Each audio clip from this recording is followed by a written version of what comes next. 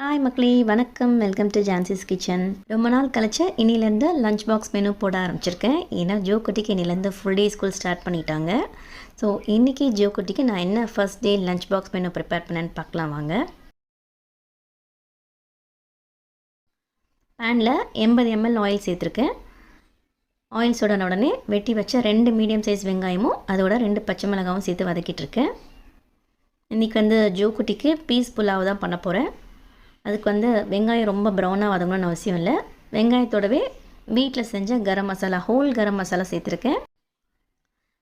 ரெண்டுத்தையும் சேர்த்து நல்லா வதக்கி விட்டுக்கலாம். வெங்காயம் புலாவுக்கு ரொம்ப ப்ரௌனாக வதங்கணும்னு அவசியம் இல்லை. கண்ணாடி பக்குவத்துக்கு வதக்கினா போதும். கொஞ்சமாக உப்பும் சேர்த்து வதக்கி விட்டுக்கிட்டேன்.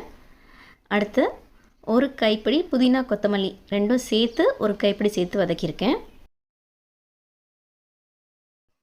புதினா கொத்தமல்லி நல்லா வதங்கி வந்த உடனே 2.5 டீஸ்பூன் இஞ்சி பூண்டு பேஸ்ட் சேர்த்துருக்கேன். அதையும் சேர்த்து நல்லா வதக்கி விட்டுக்கிட்டேன்.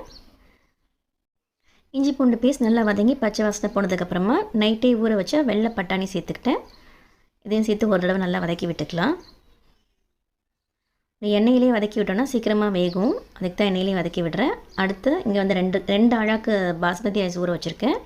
இந்த பக்கம் ஒரே ஒரு மீடியம் சைஸ் தக்காளி சேர்த்து வதக்கியிருக்கேன். அதோட ஒரு குழிக்கரண்டி தயிரும் சேர்த்து வதக்கி விட்டுக்கிட்டேன். தயிரும் தக்காளியும் சேர்த்து நல்லா வதக்கி விட்டாச்சு. இப்போ பட்டாணி வேகிறதுக்கு நம்ம தண்ணி சேர்த்துடலாம்.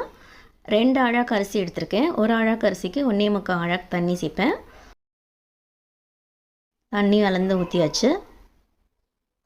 தண்ணி கொதித்து வந்ததுக்கப்புறமா ஊற வச்சுருந்த அரிசி எடுத்து சேர்த்துக்கலாம். பாஸ்மதி ரைஸ் 1/2 மணி நேரம் ஊற வச்சுருந்தேன். அதையும் சேர்த்து தேவையான அளவு உப்பும் சேர்த்துக்கிட்டேன். புளிப்பு கரெக்டாக இருக்கா, உப்பு கரெக்டாக இருக்கான்னு செக் பண்ணி பார்த்துட்டு புளிப்பு மட்டும் கொஞ்சம் கம்மியாக இருந்துச்சு. நல்லா ஒரு 1/4 லெமன் புளிஞ்சு விட்டுருக்கேன். ரொம்ப சின்ன லெமனில் அரை லெமன் எடுத்திருக்கேன். இதே கொஞ்சம் பெரிய லெமனாக இருந்தால் ஒரு 1/4 சைஸ் லெமன் போதும். இதை அந்த பக்கம் அடுப்பில் மாற்றிட்டு ஜோக்குட்டிக்கு சைட் டிஷ்க்கு உருளைக்கிழங்கு தோல் சீவி வேக வச்சுருக்கேன். அந்த பக்கம் அரிசி போட்டு தண்ணி கொதிச்சிருச்சு. இப்போ மூடி குக்கரில் ஒரு 2 விசில் விட்டு இறக்க போகிறேன். இந்த பக்கம் உருளைக்கிழங்கு நல்லா வெந்து வந்துருச்சு. உப்பு சேர்த்து தான் வேக வச்சுருக்கேன். அதனால் நம்ம ரோஸ்ட் பண்ணும்போது உப்பு தனியாக சேர்க்க தேவையில்லை. இப்போ இதை வடித்து எடுத்துகிட்டு இன்னொரு பேனில் ரோஸ்ட் பண்ணிடலாம். எண்ணெய் ஊற்றி நம்ம வேக வச்சுருக்க உருளைக்கிழங்கு எடுத்து போட்டாச்சு. இதில் ஆல்ரெடி உப்பு இருக்கிறனால வெறும் மஞ்சத்தூளும் கொஞ்சமாக மிளகாத்தூளும் காஷ்மீரி சில்லி பவுடர் தான் சேர்த்துருக்கேன். இது கொஞ்சம் நல்லா கலர் கொடுக்கும், ஆனால் காரம் இருக்காது. சேர்த்து நல்லா கலந்து விட்டுட்டு சிம்லேயே வச்சிட்டோம்னா நல்லா சூப்பராக ரோஸ்ட் ஆகி வரும். நம்ம அதுக்குள்ளே மற்ற வேலையெல்லாம் கூட பார்த்து முடிச்சிடலாம். இதில் கருவேப்பிலை எதுவுமே போடலை. வாசனைக்காக ஒரு 4 பல் பூண்டை மட்டும் தட்டி போட்டு ரோஸ்ட் பண்ணி எடுத்திருக்கேன். பேக் பண்ணும்போது அந்த பூண்டையும் நான் எடுத்து போட்டுட்டு தான் பேக் பண்ணுவேன். இந்த பக்கம் பேனில் ப்ரெஷர் அடங்கிடுச்சு. குக்கர் ஓப்பன் பண்ணியாச்சு. பீஸ்ஃபுல்லாக சும்மா சூப்பராக கமகமன்னு இருக்குது. நல்லா வந்திருக்கு. கீழே அடியெல்லாம் எதுவும் பிடிக்கல. நல்லா உதிரியாக வந்திருக்கு.